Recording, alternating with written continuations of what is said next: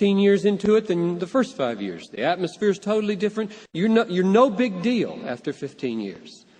When you're a big deal and you're new, everything clicks, nothing goes wrong. When you're no big deal and you're part of the furniture, then it's more realistic. Because everybody knows your flaws and they will tell you. So there are different circumstances, but I'm on nature right now. I'm on this body rest nature issue. I cannot eat today like I could eat at 34. I cannot. Unless I want to put on weight, which I regard as being a very bad stewardship of my energy and my heart and my life and my example. So you cannot keep going the way you were going. That's one change. Here's another more important one. In the last 8, I can't quite put my finger on it, you measure, 8 to 7 years, I am far less emotionally resilient than I used to be. There were early days when I could work without any regard to sleep in my first 5, 6, 7 years here. And who cares about sleep? Good night, there are books to be written, and there are people to be talked to, and there's sermons to be prepared, and there are problems to be solved. One of my biggest theological problems is why God created sleep. You waste a third of your life unconscious like a dog. And that's close to heresy. Because God did design it to teach us we're not God. I could do it. I could go, and it took no emotional toll. Check with Noel if that's true or not. I don't remember it having quite the same emotional toll. I got 3 hours sleep last night. Just because that's the way I prepare for things like this. I know what I must do now. Because I feel great now. The adrenaline is just coursing and it's just terrific. But I've got a debt to pay to this body. And I'll better pay, or when somebody tells me that somebody's standing in front of the candles on Sunday, I might punch them.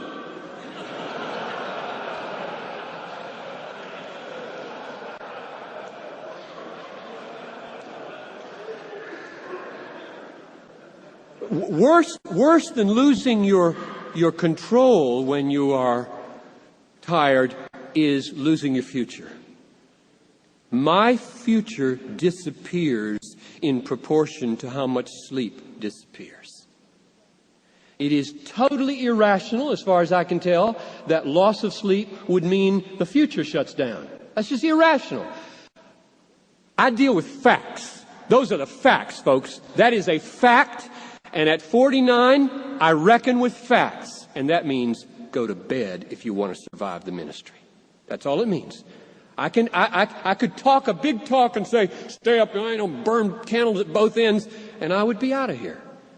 And I would choose to be out of here because I would say, there's no hope for Bethlehem. There's no hope for Piper. I don't want to preach anymore. I can't decide anything anymore.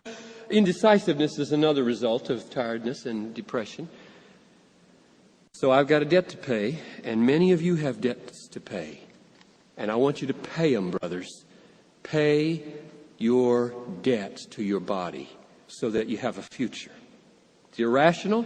I don't understand it, but it is there. Spurgeon said, the condition of your body must be attended to. A little more common sense would be a great gain to some who are ultra spiritual and attribute all their moods of feeling to some supernatural cause when the real reason lies nearer to hand. Okay, that's number 2.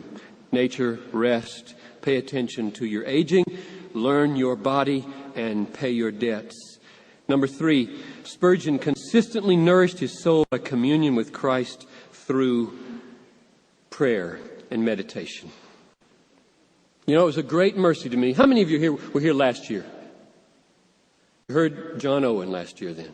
That was a great mercy to me to take up Owen. We were right in the middle of some horrid stuff while I was ministering Owen last year. And you remember I talked about communion with God, and I was just getting into it.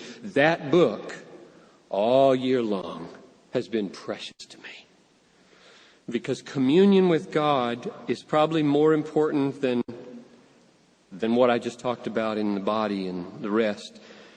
None of these can be abandoned without devastation. But John Owen has been for me a place of refuge again and again, because I felt like when I was with him, I was with a rock. I was with a pillar. I was with somebody whose head was in heaven, whose feet were on the pillars of the deeps, who had seen the living God, who was opening him before me with a heart of affection for him. And I was just in the presence of the King's man.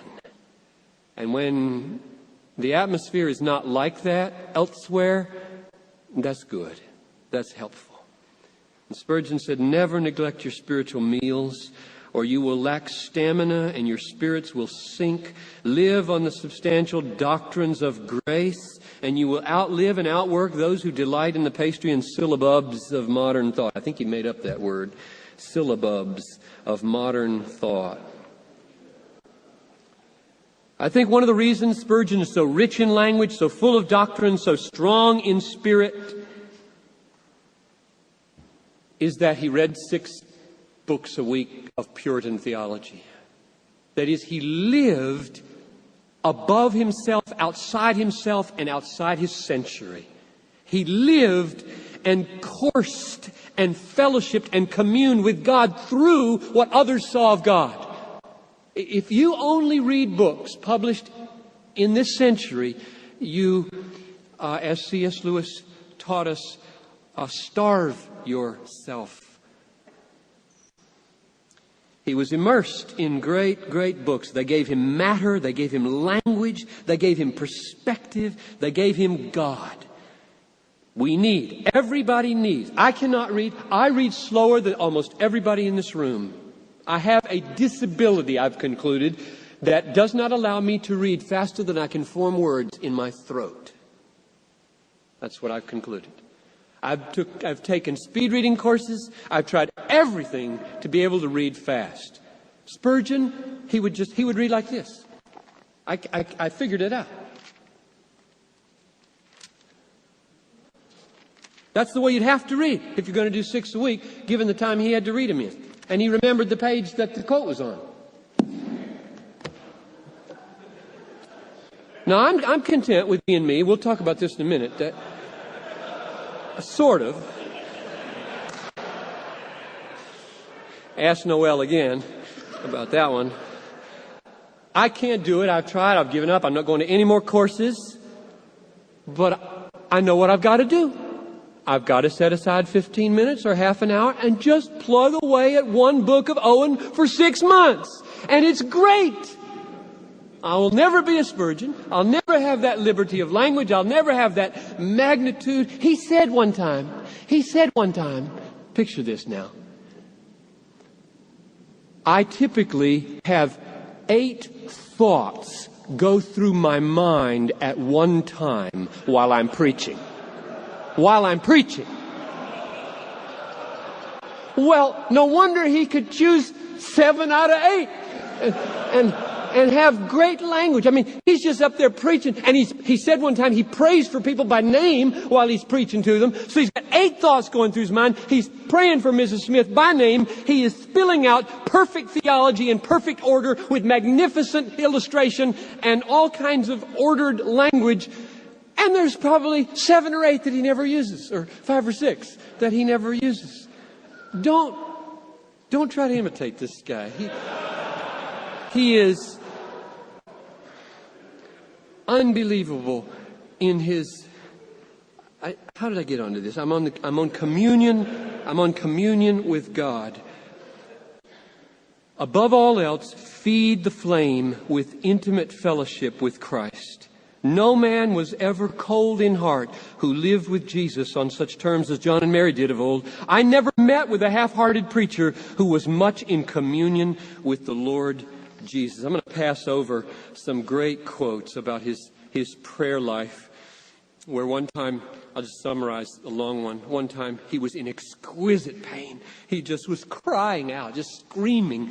And he said to the people, "You must